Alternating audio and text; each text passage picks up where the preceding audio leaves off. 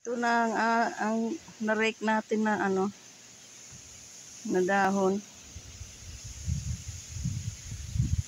Ayan, ito yung kapitbahay ko, na-rake ko yung dahon nila.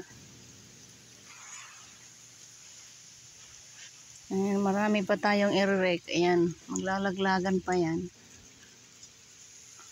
Hanggang nandyan pa yung mga dahon sa taas, magre-rake tayo ng magre-rake ng dahon. Tingnan mo yung kahoy doon sa likod ng bahay. Ano na naman, nag-turn.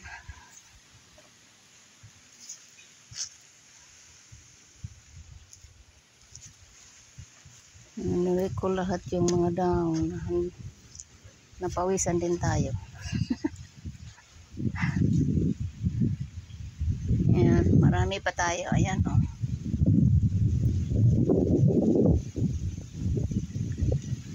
Marami pa tayong i-rake, mga siswang. Ang ganda ng kahoy, kaso pag naglalaglag na yung dahon, matrabaho siya.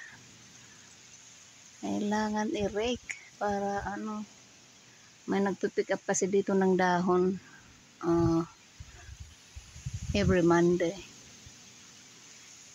Ayan. So yun lang ang ating nagawa ngayon, mag-rake ng dahon. Papasok na tayo para makagawa ko ng ng tea, kay hindi pa tayo kumain. Gugutom na si ako. Ayan.